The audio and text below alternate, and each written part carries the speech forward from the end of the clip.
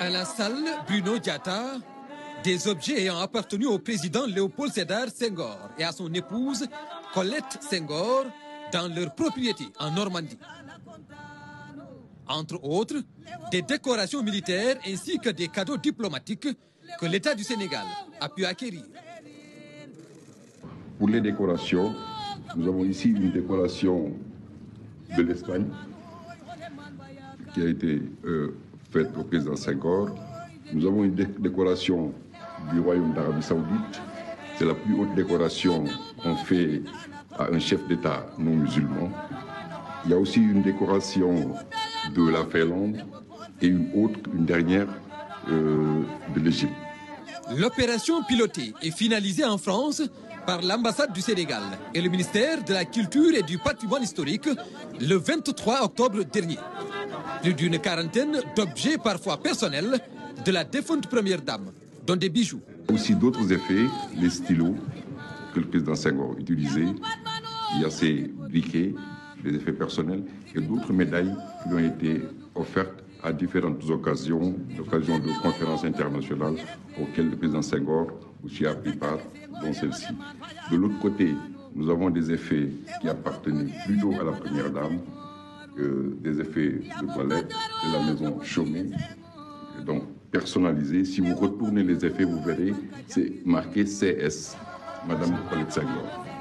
Parmi eux, un collier de l'ordre du Nil en or 18 carats, composé d'un ensemble de 16 maillons sur fond lézardé avec des décors de 3 symboles de l'Égypte antique. Un héritage acquis avec diplomatie. C'est tous ces objets-là qui, du fait de l'héritage, étaient entre les mains d'une arrière-nièce de Mme Colette Senghor et qui s'est proposé de les mettre en vente pour aussi faire face à ces obligations, parce qu'en France, si on hérite, on est obligé de payer des impôts.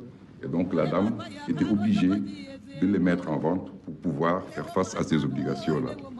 Sur vos instructions, nous sommes entrés en contact avec elle. Elle a accepté de négocier parce que vous nous aviez dit, pas de contentieux, réglez cela, trouver une solution. Le ministre de la Culture qui était en France à l'époque a permis avec le commissaire-priseur de trouver un arrangement et ces objets ont été rétrocédés au Sénégal à hauteur de 200 000 euros, plus les 44 000 euros de frais de gestion. Je voudrais vous remercier et remercier aussi le ministre de la Culture et du Patrimoine qui a été dépêché expressément en France pour justement travailler avec vous, le commissaire-priseur, afin de racheter ces objets qui nous sont chers, puisque faisant partie du patrimoine du Sénégal.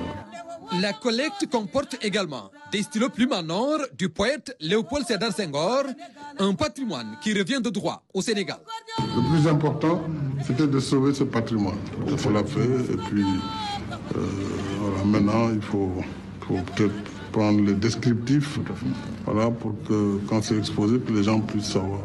Voilà. En tout cas, merci également au ministre, à toute l'équipe. Je remercie M. Racine Senghor qui est là, président du conseil d'administration du musée de civilisation, moi et Mme Ndoye, qui est au musée Senghor.